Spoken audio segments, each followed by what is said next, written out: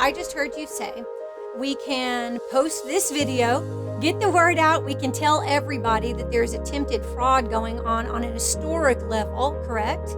Oh, I mean, I ran for Congress 3 times back about 20 years ago. And I remember talking to a postal worker. Now, there's tremendous postal workers out there, but this particular one said, well, you have to vote Democrat because Republicans want to shut down the post office.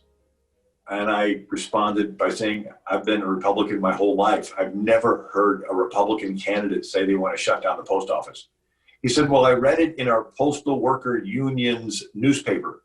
It's like, oh, okay, that's what they've been telling you. And then he said, well, if there's a candidate they don't like, they leave that candidate's mailers under the counter for a couple extra days. So they get delivered after the election. And I've talked to a number of candidates that they've had that happen. Tony Perkins, the head of the Family Research Council, said that he ran for state senate in Louisiana. His mailers were delivered 2 weeks after the election.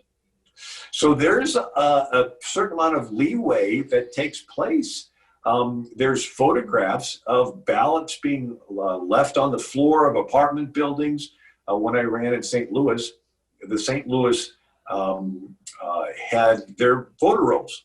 And research was done, and 30 people lived at one address. And if you drove up to that address, it was a parking lot that the city had torn down the apartment building, and the city built a parking lot, but the city left the former residents as still living there under that address. Now, why is that important? Because then they can do the voter fraud. And now with the mail-in ballots that don't even need to be signed, or if they are signed, they don't have to be matched with a previous signature, that you can take the 30 names that used to live there and have somebody forge them and drop them off, and there's no way to track. And so it's a serious thing.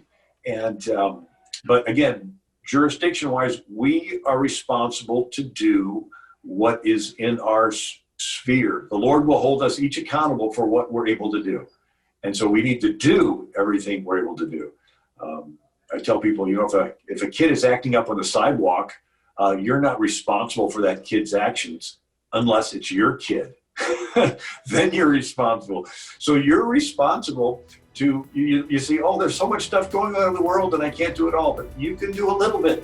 And you're responsible to God to do the little bit that you're able to do. So we should get the word out, share this video, and then call, email our congressmen, our senators, and say, we need you to secure our vote. Like, we need you to watch for this. Is that what you're saying we can do? Yes. And, call the news media and say, look, there's so much potential for mail-in voter fraud. What are you doing about this? And we need to have stories on it. We need to make a public issue over it.